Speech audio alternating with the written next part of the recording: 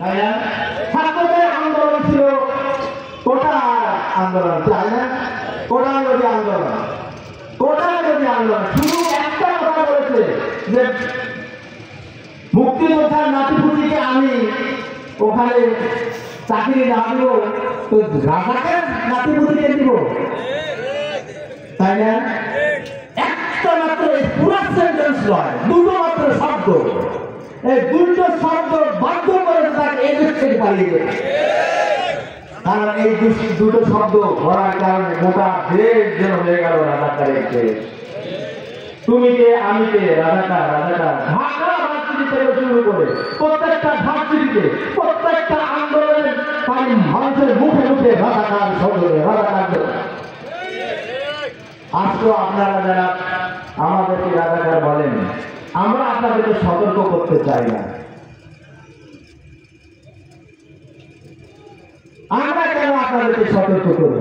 ইতিহাস তো আপনাদের সামনেও আছে, আমাদের সামনেও আছে। এখন তো মানুষ অবুঝ নয়। আমার চেয়ে এখানে আমরা যারা বসে আছি, আমাদের চেয়ে অনেক লোক আছে এখানে অত্যন্ত বিশ্লেষণ করার ক্ষমতা রাখে প্রত্যেকটা বিষয় দেখে নেওয়া। বক্তৃতা দেওয়ার দরকার নেই, আপনার বক্তৃতা আপনাদের কাছে আছে, বাড়িতে আছে, পকেটে আছে। আচ্ছা, তাহলে আমাদেরকে রাজাকার করুন, আলবাবা করুন, একাত্তরের ভূমিকা সামনে নিয়ে আসুন, যেটাই করুন না কেন এগুলো বরদাস্ত করতে হবে। এগুলো শুনে শুনে আবার আমাদের কিছু কর্মী আছে পেরেশান হয়ে যাবে, মনে হয় যে পায়ের নিচে তার মাটি নাই। তো আপনি যদি পেরেশান হয়ে যান, কিন্তু সন্ত্রস্ত হয়ে যান, কাজ করবেন কেমন? তাই না? সাহসিকতার সাথে আমাদেরকে কাজ করতে হবে এবং কৌশলী হতে হবে। বোঝা গেছে? একজন প্রতিপক্ষ যেটা বললেন একদিন আগে যে শরিয়া আইন আমরা বিশ্বাস করি না,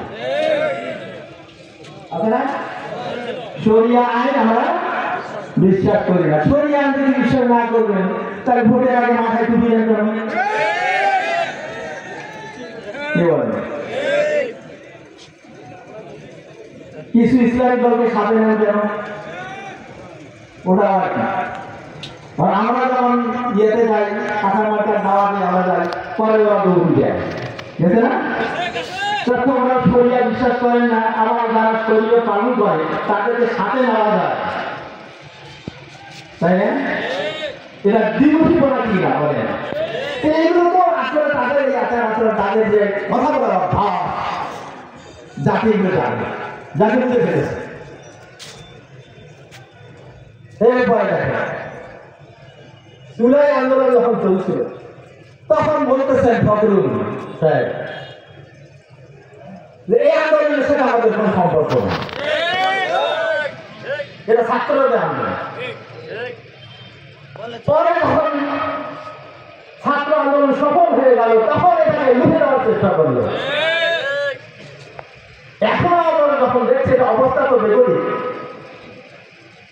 জুলাই সনদ যদি বাস্তবায়িত হয়, আইনের ভিত্তি পায়, তাহলে আমাদের অবস্থা হবে নড়ে বড়ে। যার করে বলা হচ্ছে না এটার প্রয়োজন নাই, তাহলে তখনকার কথার সাথে এখনকার কথা মিল আছে কিনা বলেন? মিল আছে।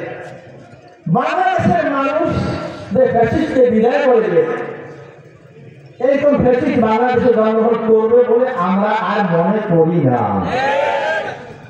আপনার যতই চিন্তা না করেন, চিল্লা চিল্লি করেন, দুর্নীতি না, চাঁদাবাজ না, কারণ আমরা এটা করি না, আমরা এটা করতে দেব না, আমরা এটা করি না।